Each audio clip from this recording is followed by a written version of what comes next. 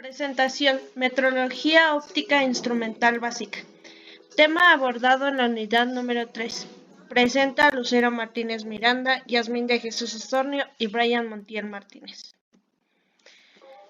Durante la unidad número 3 se aborda el subtema 3.1 que se llama Introducción a la óptica. ¿Qué es la óptica? La parte de la física que estudia la luz recibe el nombre de óptica. La óptica es la ciencia de control de la luz. La luz es parte del tipo de energía llamada radiación electromagnética. Sus siglas EM. La óptica es el campo de la ciencia y de la ingeniería que comprende los fenómenos físicos y tecnológicos asociados con las generaciones, transmisiones, manipulaciones, uso y determinación de la luz. La luz viaja a 300.000 kilómetros sobre segundo en una onda electromagnética. La óptica se clasifica en óptica geométrica, óptica física y óptica cuántica. La óptica geométrica utiliza el método de los rayos luminosos. La óptica física trata la iluminación considerada como un movimiento ondulatorio y la óptica cuántica se refiere a las interacciones entre la luz y la partícula entre las partículas atómicas. ¿Cómo podemos controlar la luz? La luz se puede controlar de tres maneras: bloqueándola o filtrándola, reflejándola o doblándola. Los usos más comunes que le damos a la luz es en los lentes de contacto, fotocopiadoras, reductoras de CD, rayos X, microscopios, lupas y proyectores. En el tema 3.2 tiene por nombre óptica geométrica. Su definición: estudia el comportamiento de las luces al reflejarse o refractarse en objetos de un tamaño mucho mayor que la longitud de la onda de la luz. La óptica geométrica está gobernada por dos leyes generales muy simples: la ley de la flexión de la luz y la ley de la refracción de la luz o ley de Chain. Leyes de la óptica geométrica. Ley de flexión de la luz. Esta es el cambio de dirección de una onda que al entrar en contacto con la superficie de separación entre dos medios cambiantes regresa al punto donde se originó. La ley de refracción de la luz o ley de Chain es el cambio de dirección que experimenta un rayo de luz cuando pasa por un medio transparente o por otro también transparente. En cambio de la dirección, está originada por la distancia de la velocidad de la luz en cada medio. Para utilizar la posición de una imagen con respecto a un objeto se utiliza el eje óptico, que es el sentido positivo, se toma a la derecha al plano reflector, que es el sentido de avance de la luz. El espacio de la imagen, que es el espacio que queda a la derecha del diáptrico. El espacio del objeto, espacio que queda a la izquierda del diáptrico, y la imagen real o imagen virtual. A pesar del carácter ficticio de una imagen, se dice que la imagen es real si está formada por dos rayos refractarios convergentes. Tema 3.3. Óptica física. Se ocupa del estudio de la luz, de sus características y manifestaciones. La naturaleza de la luz. Durante los siglos se creyó que la luz consistía en un chorro de partículas emitidas por una fuente luminosa. Los demás cuerpos se veían debido a que se reflejaba algunos crópulos que golpeaban, y al llegar esta partícula al ojo se producía la sensación de ver. Esto explicaba la reflexión de la luz en un espejo. El modelo corpuscular de Newton. Isaac Newton publica en 1704 su óptica y asista el modelo corporal de la luz sobre la idea de los Descartes. Supone que la luz está formada por corpúsculos materiales que son lanzados a gran velocidad por los cuerpos emisores de la luz. Este modelo explica y se basa en la proporción rectilínea de la luz, la ley de la reflexión y la ley de la refracción. Isaac Newton, como podemos ver, aplica estos tres modelos para explicar, pues, más que nada el que él diseñó. Modelos ondulatorios. El modelo ondulatorio se publicó en 1990. Su teoría sobre la prolongación de la luz como un movimiento ondulatorio que necesitaba un medio material llamado éter para prolongarse. Su mayor error fue considerar las ondas de la luz longitudinales como las ondas del sonido que se prolongan en el medio que ha sido descubierto. Se llamó éter, que consideraba el éter como un fluido impasible que todo lo llenaba, incluso donde parece que no había nada. El vacío luego no existe. Ya la cagué. Bueno, eso que lo corte. Es que no sé en qué diapositiva voy. No las conté y quería ver qué diapositiva. Pero se puede cortar, así que ese que el cacho que lo corte. No sé. No sabes. Pues aquí de la presentación.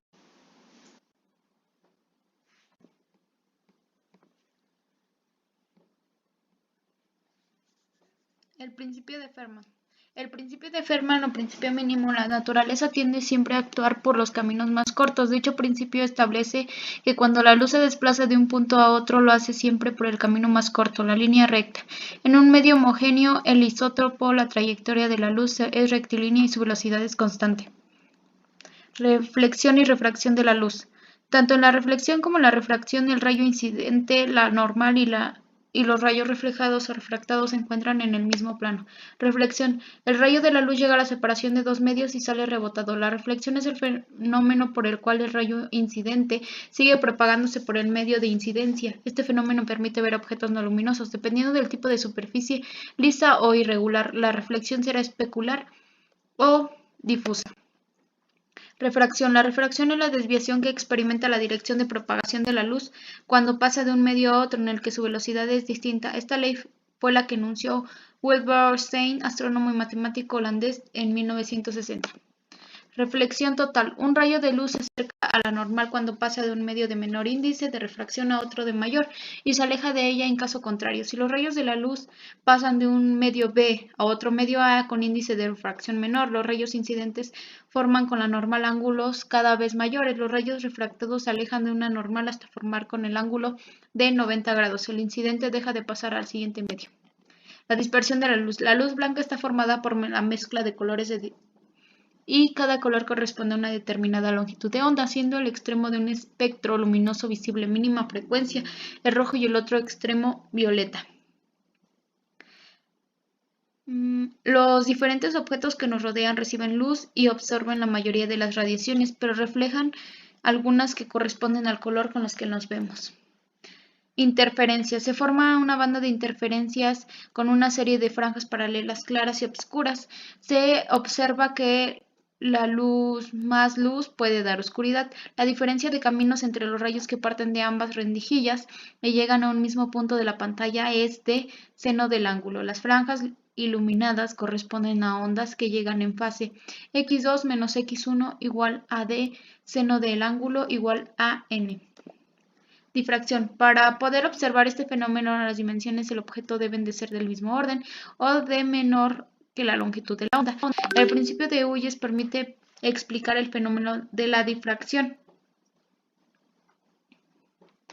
Al llegar a la abertura, los puntos de frente de onda actúan como emisores de ondas elementales. El frente de la nueva onda queda determinada por la relación entre el tamaño de la longitud de onda y el obstáculo. Podemos recibir un sonido cuando tenemos un obstáculo delante que nos impide ver la fuente. La longitud de la onda del sonido se encuentra entre 2 centímetros y 20 metros. Polarización de la luz. La polarización solo puede representarse en los movimientos ondulatorios de vibración transversal. Es una propiedad exclusiva de las ondas transversales que consisten en la vibración del campo eléctrico y el magnético en una dirección preferente sobre las demás. Es un método de polarización que consiste en la absorción de la luz que vibra en todas las direcciones menos en una. Tras atravesar la luz determinadas sustancias, la vibración en un plano se mantiene, mientras que en el resto de los planos está tan atenuada que no se percibe. 3.4. Diferencias, ventajas y desventajas de instrumentos analógicos y digitales. ¿Qué son analógicos? Se dice que un parámetro es analógico cuando puede tomar todos los valores posibles en una forma continua.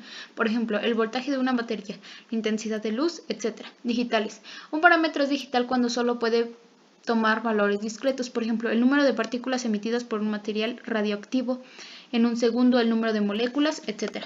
Instrumentos analógicos. Definición.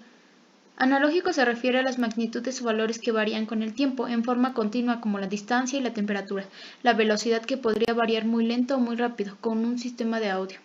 Ventajas: bajo costo, en algunos casos no requiere de energía de alimentación.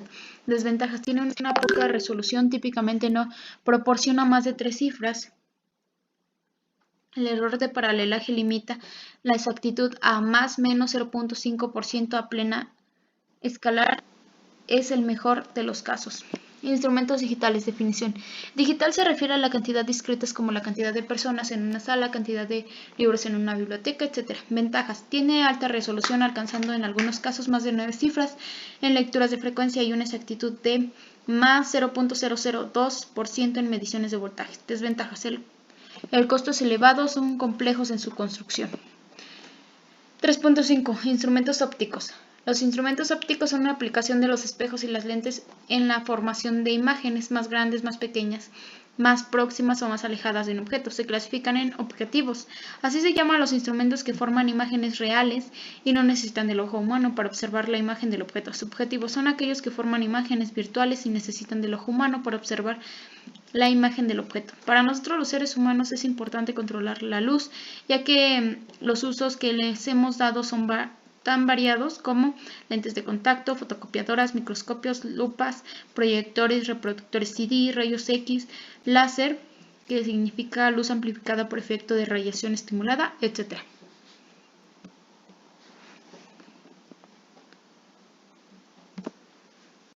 Que es la unidad número 3 de metrología, llegamos al tema 3.7, medidores de precisión.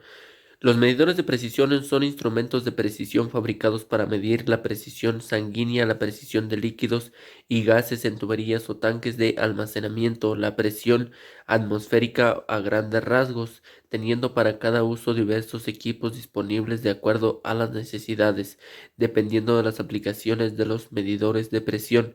Son las unidades disponibles para sus resultados. Además de que algunos reciben nombres diferentes, dependen también del tipo de presión que van a medir. Por mencionar algunos son el mamómetro de tubo abierto. El manómetro consiste en un tubo en forma de U que contiene un líquido que generalmente es mercurio. Cuando ambos extraemos el tubo están abiertos, el mercurio busca su propio nivel, ya que se ejerce una atmósfera de presión sobre cada uno de ellos.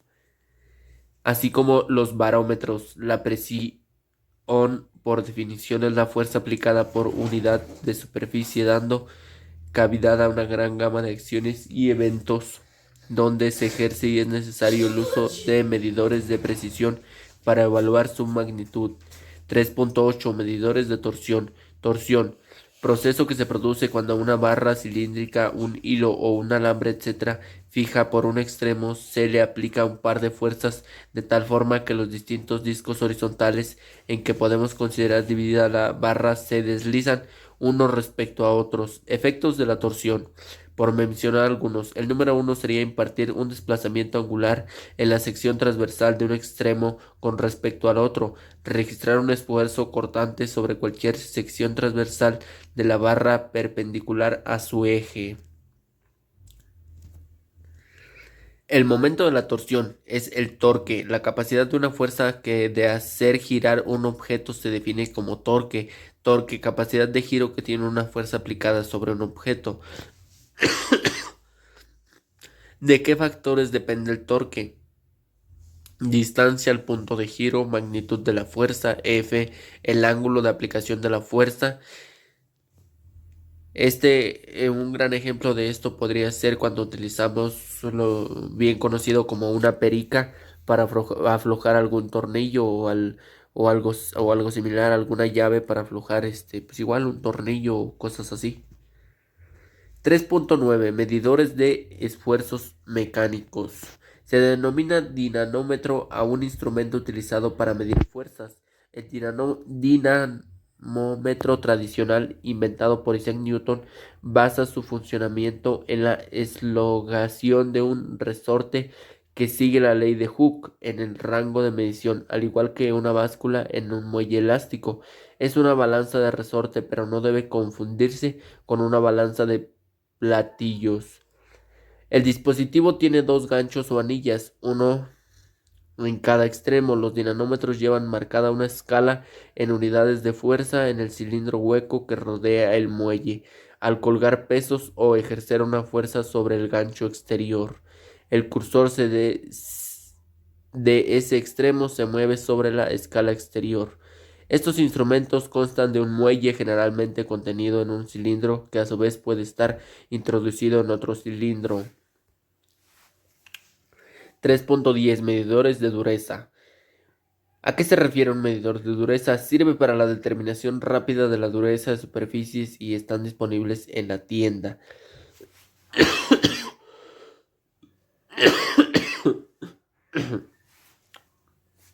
Este medidor de dureza es apto según tipo para la medición de la dureza de metales, plástico, goma y textiles. Medidor de dureza PCHT450. Este medidor de dureza es un instrumento de medición analógico que sirve para determinar la resistencia del hormigón. Este medidor de dureza usa el principio de medición de Schmidt. En este principio de medición, la energía cinética del medidor de dureza está impactada en el hormigón. Medidor de dureza PCHT224E. El medidor de dureza es una herramienta para comprobar la resistencia al hormigón.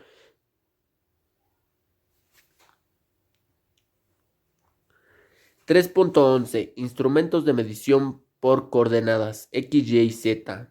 Este tema es un tema muy interesante, ya que una máquina de medición por coordenadas, máquina de medición tridimensional, del inglés Coordinate Measurement, es un instrumento de medición directa que utiliza un puntero o un palpador físico en el que el operador puede ir tocando el objeto y enviando coordenadas a un fichero de dibujo. El puntero puede ir uniendo al sistema de registro de coordenadas mediante un brazo o codificador, o puede ser localizado y trazado por un sistema óptico. Hay sistemas que utilizan video, aunque los más comunes y eficientes son los rastreadores basados en láser, llamados láser trace. Pues de nuestra parte es todo. Fue una unidad muy interesante, ya que pudimos apreciar diferentes cosas, tanto lo que fueron los instrumentos de medición y algunas otras cosas como tal. Es una unidad de gran importancia para nosotros, ya que